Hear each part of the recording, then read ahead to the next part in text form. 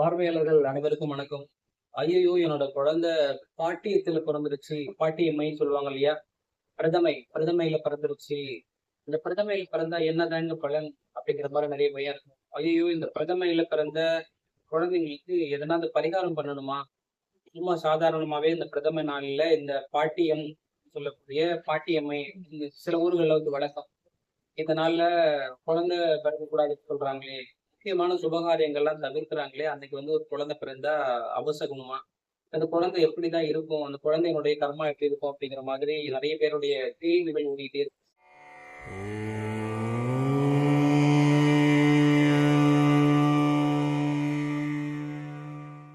"திதியை படித்தால் விதியை வெல்லலாம்" அப்படின்னு என்னுடைய ஆசிரியர் சொல்லிக் குடுத்த ஒரு சில விஷயங்கள மட்டும் நான் இங்க பதிவு பண்ண விரும்புறேன்.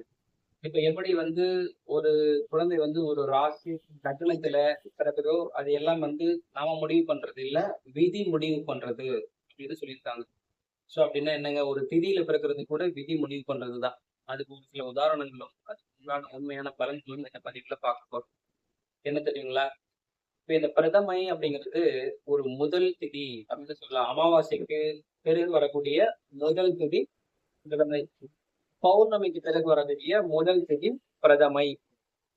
சரி, இந்த பிரதமைய வந்து என்ன சொல்றாங்கன்னா, பிரதமையில பிறந்த குழந்தைகள், ஆண் குழந்தைகள், பெண் குழந்தைகள் யாருனாலும் பரவால்ல. நல்ல ஆளுமை பண்பு உள்ளவர்களாகவும், நல்லவர்களாகவும் இருப்பாங்க.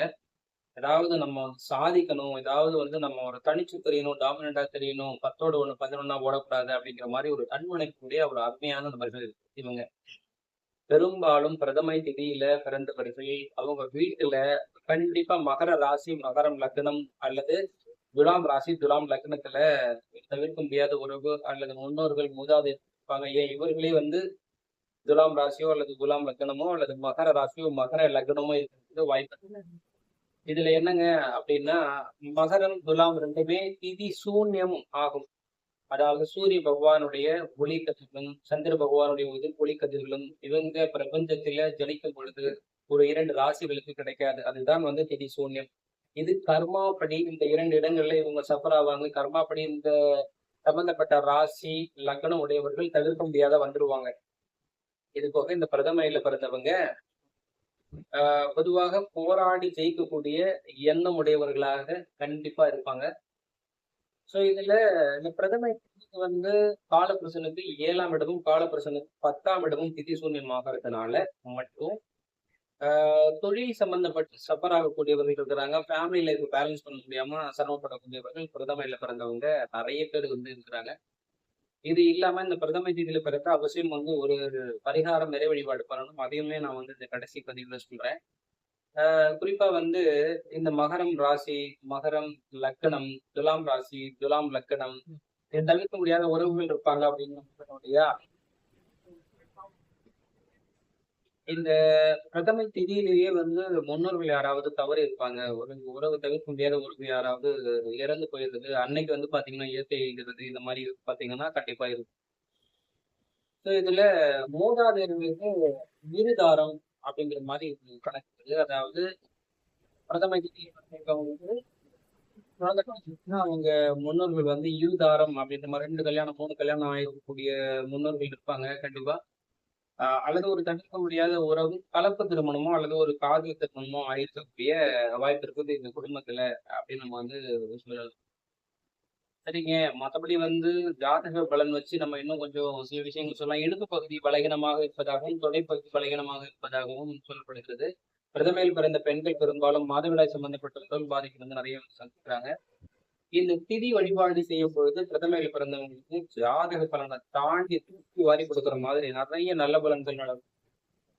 அதுல வளர்பிறை பிரதமையில ஒரு குழந்தை பிறந்தால் அவர்கள் ஒவ்வொரு வளர்பிறை பிரதமை நாளில் அந்த பாட்டியன்னு சொல்றாங்க இல்லையா? அந்த நாளுல குறிப்பா துர்க்கைக்கு நெய் தீப வழிபாடு பண்றது.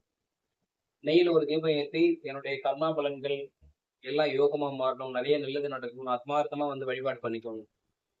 இல்லைங்க நான் தேய்பிறை பிரதமையில் பிறந்திருக்கேன் அப்படின்னா, குபேர வழிபாடு நல்ல சூப்பரான குபேர வழிபாடு அப்படின்றது நெய் தீபம் ஏற்றி ஆத்மார்த்தமாக குபேர வழிபாடு பண்ணுவோம் என்று நல்ல பலன்களை ஏற்படும். ஒவ்வொரு திதிக்கும் நம்ம வந்து நெய் தீபம், நெய் சிவம் வந்து எதனால சொல்றாங்க அப்படின்னா, நெய் வந்து கெட்டுப் போகாத ஒரு புனிதமான பொருள். நெய்யில வந்து தீபம் ஏத்துறது ஒரு நல்ல உன்னதமான பலாபலன்கள்.